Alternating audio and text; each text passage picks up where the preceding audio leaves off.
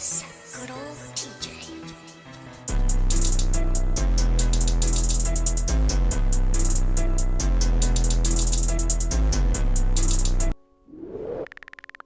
Konnichiwa. News Rush Boy INCOG. Better than our ratchet video is every guys. We're doing a video on OTAKUDAIKUN's channel. This one is kind of long overdue. I should already have this done like 2 weeks ago. But yeah, there's been some stuff that's been going on behind the scenes as far as like me putting up certain videos and them getting blocked and everything like that. So I have to go back and try to like redo it and everything just for it to get blocked and everything again. So all that time wasted on like doing the video was just like there was no point. But yes, so this one's called The Lore of FateGrand Order 4 Okeanos, featuring Babylonian Prologue. So like I say, guys, leave a like on the video if you guys want to see more of these Fate Singularity videos from OTAKUDAIKUN. Like I say, he has a playlist of them. I'm just going down the list on them and everything like that. So the 5th one should be coming out next week after I upload this one. Yeah, like I say, comment down below. Leave your video ideas down below if you guys want me to react to anything else. Hit the bell notification, make sure you click all so notified to make future upload, guys. Without further ado, let's get right into this. So play. There is a lot in store for us today. We'll be covering the 3rd singularity, Okeanos, as well as covering some of the awesome stuff revealed from the Babylonia anime's prologue episode. You don't want to miss out.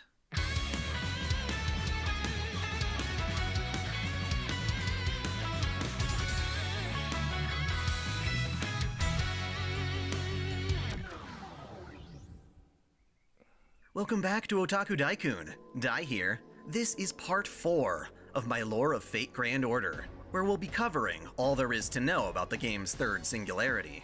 I'm not just summarizing events for those who skipped the cutscenes. I'll cover the events, sure, but I'll be diving into the material deeper than that, including overviews of servants and other unique mechanics that get introduced. Before we get too deep into that, we absolutely have to reflect on the glory that is the Babylonia anime. Episode 0 came out, and it gives us everything that the OVA First Order should have. We finally get to see in action a lot of things that were only briefly mentioned in passing before. So please indulge me as I highlight a few. Alright. First, we get to see much more of Mashu's past, which is wonderful. We already know she's a demi-servant, who inherits the Saint Graph of Galahad. But here, we get to witness how difficult it was to reach that point. Chaldea, for the greater good of mankind, did some pretty questionable shit. The designer babies were among these malpractices. We react to that. Rather than summoning their own servants, yeah. Chaldea thought it would be a better idea to take genetically manipulated children and use them as vessels for heroic spirits. Mashu was their biggest success, but even then she wasn't a flawless victory. It appears waking up Galahad inside Mashu's body is as dangerous as activating Ava Unit 0. Hell, I'd be pretty startled if I woke up all of a sudden in a chick's body. I probably wouldn't have gone postal though. At this point, it seems Galahad's not all too keen about helping so they put save a humanity, dude's body inside and it's of only because Mash? Mashu regains control of her body that Chaldea isn't leveled to the ground. It'll be a while until Mashu and her bond with Ritsuka seem to persuade Galahad to lend her his servant abilities. The dynamic between Dr. Roman and Marisbury is fleshed out in greater detail too. Obviously, Marisbury Animosphere's the guy who founded Chaldea. He participated in a Holy Grail war, won, and decided to use his wish not to achieve true magic, but to get a crap ton of money. What can I say? The guy needed mats. I'm sure you understand.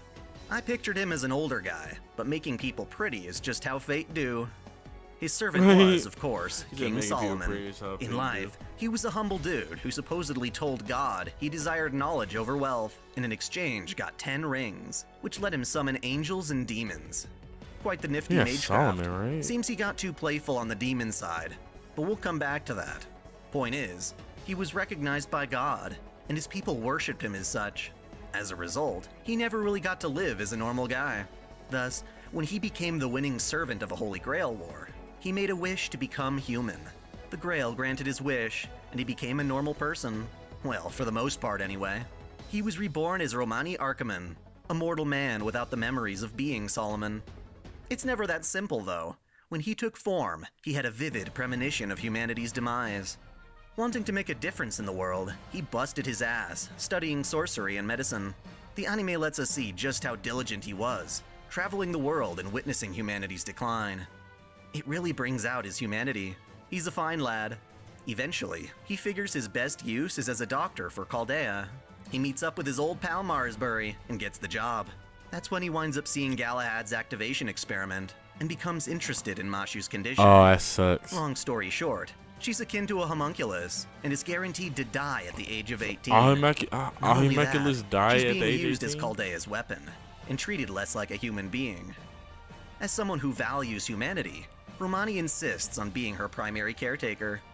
While Chaldea's staff trains her to be neutral and diligent, with the douchebag Lev teaching her magecraft, Romani takes his time with Mashu to expose her to the value of life. He brings her books, movies, offers his life philosophies, and even gives her the last name Kyrielite. When we first meet Roman in the game, he's kind of an airhead, Can't wait but to I watch feel this we song really in needed to Temple of see Time. his compassion. It'll play out much better during Well, if it Solomon's comes Temple over of to the Time. US, that means. By spending time with Romani, Mashu develops her own will and a wish to see the sky. Marsbury's death is a bit clearer too. Some unknown ass sneaks into his office and holds him at gunpoint. He whips out his own piece before it cuts to black and we hear a gunshot. Unlike Star Wars, we never get to see precisely who shot first. Just that he kicks the bucket and Olga takes over. It's during this time that Roman gets Mashu out of her isolation chamber and around the facility as a staff member, allowing our beloved Kohai to find us sleeping in the hallway. This is roughly where the mobile game and OVA First Order start off, and the rest is history. And what a history it is. Turns out, when Solomon was screwing around with demons, he didn't exactly see eye to eye with them. After his death, the Dang. demon god pillars All combined this to stuff form a is- hive mind, Getia, choosing to incinerate humanity as fuel to reach the origin of life and fix humankind's inherent flaws. The only way to stop this is to undo the singularities planted throughout history by grabbing up them grails. Singularity F took place in a jacked up version of the Fuyuki Holy Grail Wars, where Mashu used her noble phantasm to impress Artoria Altar. The first singularity was Orléans, where we helped Jeanne d'Arc defeat her Oh yeah, of altar course form, Boudica don't who'd like been her, causing hell obviously. with dragons. The second singularity was Septim, where everybody loved Nero, minus Boudica, and Lev got his comeuppance by getting sliced in two by Altera. Now we're at the third singularity, Okeanos. Well, before Ritska even gets there, we've got some backstory with Frances Drake. That's right, the real She has Frances a lot of Drake, personality. not a Am servant. I right? She's a ship captain and pirate, famed for A lot of successfully personality. circumnavigating the globe. Her ambitious voyages helped the rise of the British Empire, fighting against the Spanish Armada and earning the name El Drake. This singularity occurs during her life, but before the circumnavigation, when she and her crew on board the Golden Hind are on another Is that called voyage Poseidon? and discover Atlantis. Drake, being the badass she is, takes on the god Poseidon and wins, claiming a holy grail. It's kinda confusing, but this is not the same kind of grail that Getia is injecting into each singularity. It's a genuine holy grail, the kind King Arthur was searching for in her time. Drake keeps it, enhancing her body so it's as strong as that of a servant. Nifty. Then a storm comes, sweeping her and her crew into the endless ocean of Okeanos. Drake doesn't seem to mind, taking this opportunity to plunder the new vast world before her. Of course, she's not alone. On the open seas, she encounters none other than Edward Teach. That's what more Blackbeard looked like famously in the known Fate as the pirate series? Blackbeard. Don't look at that intimidating. In life, he Compared to, sailed like, on the Queen One Anne's Piece. Revenge, feared by even his own crew as a devil. In that regard, he is a fitting rival for Drake. That said, the version we see here is his servant form, summoned after his death. As a heroic spirit, Blackbeard has found himself immersed in an otaku lifestyle, shamelessly fawning over any women that catch his eye. Furthermore, he is the one in possession of Solomon's Grail. Whole In lot of addition to his own personality pirate crew, on the he's left accompanied side. by 4 other servants. First are Anne Bonny and Mary Reed, 2 women who found themselves serving under the infamous pirate, John Rackham, on board the Calico Jack. Throughout their pirate career, they form a close bond of camaraderie, ultimately being the bravest Blood axe, members of the okay. crew. In their final battle at Jamaica, they are the only 2 choosing to fight to the end, while their captain and crew hide in the ship's hold. The 2 women proved themselves stronger than their own captain. Also sailing with Blackbeard is Eric Bloodaxe, a king of Norway who claimed the throne through brutally slaughtering his brothers with the help of a witch, Gunhild. He is a warrior acknowledged by the god Odin, and as a berserker, he is able to reinforce Blackbeard's ship. Lastly, there's Hector. Yep, the guy who was the strongest hero of Troy during the Trojan War. When his brother Paris sparked the start of the war, Hector rallied the Trojan army against their stronger Achaean foes, until his defeat by the hero Achilles. It is said that Hector's death was the turning point for Troy's eventual loss. While Hector appears to be working for Blackbeard, he is actually on the side of Jason of the Argonauts, but we'll come back to him a bit later. It is at this point, when Drake and Blackbeard are feuding against each other, that Ritska and Mashu are ray-shifted to the Singularity. They find themselves aboard one of Drake's ships, surrounded by hostile pirates. Mashu beats them up and earns their loyalty, commanding them to find the nearest land. They are taken to the island Drake uses as her hideout. There, Ritska and Mashu find Francis Drake enjoying booze from an endless supply pouring forth from her Holy Grail. Drake, in her drunken stupor, challenges them to a fight and finds herself defeated. Accepting her loss fair and square, Drake agrees to join Ritska in their campaign. She gives up the Grail, and Mashu is hopeful that it's the Grail they're looking for. Nothing happens though, indicating that there's another Grail out there, which we know is with Blackbeard at the moment. On the open seas, we fight other pirates and their ships, taking on the concept of average pirates, similar to ghosts. On a nearby island, we find a stone tablet mentioning the Bloodaxe King. We find Norway Vikings and fight them off. Eric Bloodaxe is their leader. We kick his Zerker butt and confirm his disappearance. Later, we raid a Viking ship for a map and set sail to a nearby island in search of a ley line to summon more servants. When we try to leave the island, however, we see that the Golden Hind won't move because it's trapped in a bounded field. Thus, we go searching for the one who made the barrier. Turns out that Blackbeard has a new goal, capturing the goddess Uriel. We already met Stheno in the last Singularity, and now it's her sister who's in trouble. In life, she and her sisters were goddesses born from wishing for idols. The youngest, Medusa, had a flaw causing her to age. In jealousy of the sisters, the goddess Athena cursed Medusa to turn into the Gorgon beast, and banished her to the Shapeless Isle. Stheno and Uriel join Medusa on the island, and are protected by their big sister against pursuing men. In time, however, Medusa fully transforms, turning on her sisters and devouring them. Oh, he looks like Stheno, Uriel is able to manifest as a servant because, while divine, she is overall a very weak goddess. Minos? In the Singularity, she tries to escape Blackbeard's pursuit with the help of Asterios, another figure of Greek myth.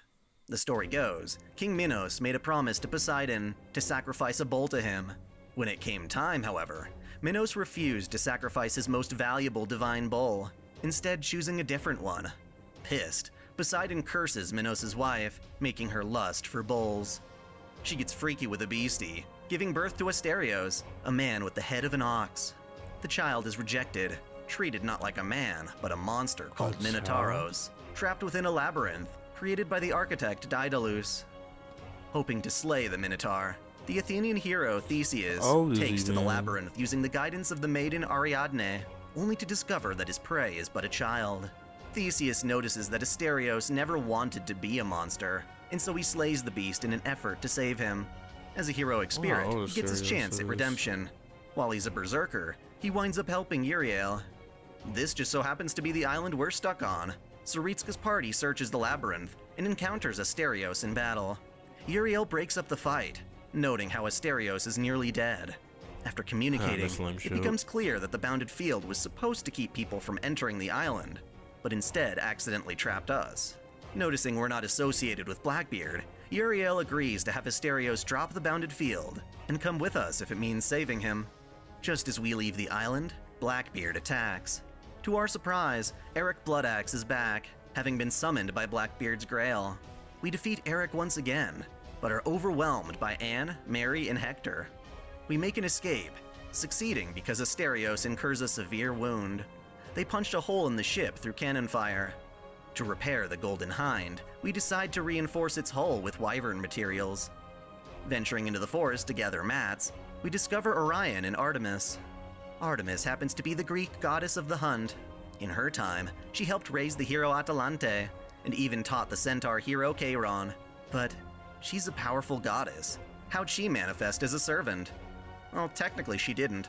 Rather, she is hiding within the Saint Graph of Orion, the famed hunter and mortal son of Poseidon. In life, he hunted alongside Artemis, and though he was a playboy, he resisted her obsessive affections. Regardless, rumors of their supposed romance spread to the god Apollo, who disapproved of their relationship. One day, he tricked Artemis into shooting at someone swimming, who just so happened to be Orion. Artemis pleaded to bring her love back to life, but was denied, with Orion instead ascended to the stars as a celestial body. When Orion was to be summoned as a heroic spirit, Artemis snuck in, achieving a summoning that would otherwise be impossible. As a side effect, Orion's presence in his own saint graph is reduced, manifesting him as a small bear mascot. Even so, he remains an unfaithful playboy, and she continues to adore him, punishing him for his wandering interest in other women. Ritska accidentally steps on Orion, who at first acts like a plush toy. When Artemis learns that Ritska is a member of Chaldea, she joins the team in order to preserve the human order. Yay! We plan another assault on Blackbeard. Since Orion can walk on water as Poseidon's kiddo, Artemis inherits that talent and volunteers to distract them while the Golden Hind gets close. Uriel fires arrows upon Blackbeard's crew, charming the men into turning to her side.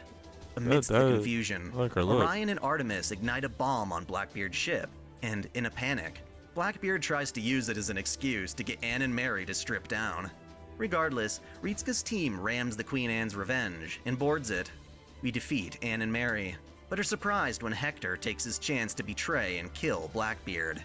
He steals Blackbeard's grail and kidnaps Uriel, fleeing to his true allies on board Jason's ship, the Argo, along with Medea Lily. Yep, Jason and the Argonauts. Jason was another Greek hero, dare I say, who was heir to the throne of Iolcus. He got screwed out of his inheritance when King Peleus usurped the throne. To get in Peleus' good graces, Jason and his crew on board the Argo set sail to the country of Colchis to retrieve their treasure, the Golden Fleece. The king of Colchis, Aeetes, refused to hand over the fleece, so Jason resorted to stealing it. The goddess Aphrodite supported Jason and used her power to control the mind of the king's daughter, Medea. She was manipulated into unconditionally loving Jason, betraying her father in the process. Sheesh. Medea was a talented mage even in her youth, and her abilities helped Jason escape pursuit with the fleece in hand. Medea's forced love urges her to commit atrocious murders for Jason's benefit, slicing her own brother to pieces and assassinating Jason's political rivals. You'd think Jason would be grateful, but no. He just gets disgusted by her actions that he encouraged her to perform and abandons her for another woman. Medea, dragged from her home and abandoned, cannot forgive Jason's infidelity and winds up crushing him beneath his own ship, Noise. Now, you'd think Medea would never want to team up with Jason in the afterlife, but the assumption is that this Medea is in her youth, before she committed so many murders on Jason's behalf. At least, that's what Jason thinks. In truth, Medea remembers everything from her previous life, and is working in cahoots with Getia, who has disguised himself as Solomon. From the beginning of this ordeal, Getia confronted Medea and Hector, giving them the Singularity's Grail, entrusting it to be found by some fool who'd cause havoc. Perfect for the part, they let Blackbeard find it. In addition, Getia had a greater plan involving the Ark of the Covenant.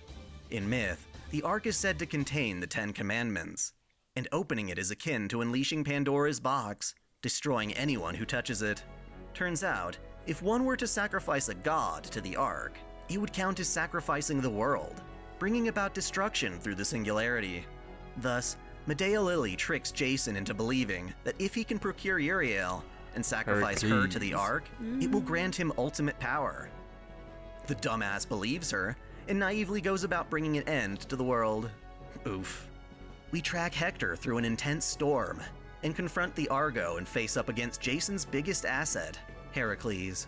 Of course, Heracles was the child of Zeus, an immortal woman. Problem is, Zeus was married to the goddess Hera, who wasn't too happy about being cheated on. She curses Heracles, sending him into fits of rage, one of which causes him to murder his wife and children. To redeem himself, Heracles is assigned by the gods as the servant of Eurystheus, forced to complete 12 labors. He completes these tasks, earning much glory. After Heracles is poisoned and lights his own body ablaze, he is honored in Olympus for his deeds as a god. That said, the servant version of Heracles is but a demigod, and his 12 labors manifest as strong defense, akin to 12 lives. Dang, man. This makes him extremely overpowered, such that we are forced to flee after rescuing Uriel. Asterios sacrifices himself so we can survive, confessing his love for Uriel in a moment of clarity from his madness. Aww. For now, it's a race to see who can reach the Ark first. Ritska's party checks various islands, searching for traces of mana, until receiving a letter fired from an arrow shot by Atalante. Atalante was yet another Greek hero, abandoned at birth by her father and raised as a huntress by Artemis. She eventually joined Jason as one of the Argonauts, gaining fame as a warrior. Her father decided to invite her back, exclusively for the purpose of marrying her off as a political asset. She was clever though, agreeing only under the condition that her suitors must beat her in a foot race, a feat which no one could do in a fair competition. Aphrodite, the same goddess who screwed Medea over, intervened during Atalante's race with Epaminondas, gifting him irresistible golden apples to scatter across the track. This caused Atalante to lose, being forced to marry her suitor. Her biggest goal as a servant is to save all the children of the world. After reading her letter, we go to meet her in the forest, where we also encounter David. In life, he was a shepherd and harpist, who was told he'd been given a special role from God, David safeguarding the Ark of the Covenant. He played his harp for Saul, the king of Israel, exorcising him of an evil spirit. At the time, Israel's enemies in the Philistines were supported by a giant named Goliath, who demanded someone from Israel's army fight with him in a one-on-one duel. While none of the soldiers would comply, David accepted. Like a boss, he came to the battle without a sword of his own. He knocked Goliath out with a rock, shot from a slingshot, and decapitated him with his own sword. After Saul's death, David ascended the throne.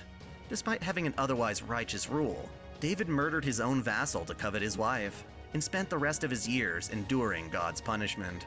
This woman gave birth to his son, who just so happened to be Solomon. Small world, yeah? Anyway, David was the first servant to be summoned into the Singularity.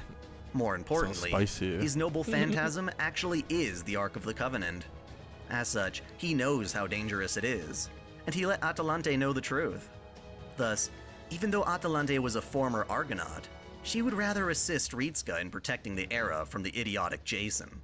With 2 more allies, we plan a way to eliminate Heracles. If we can lure him into touching the Ark, it will kill him instantly. Thus, we bait him with Uriel, leading him underground where his fate is sealed. Without Heracles' protection, we can now fight Jason directly to retrieve the Grail.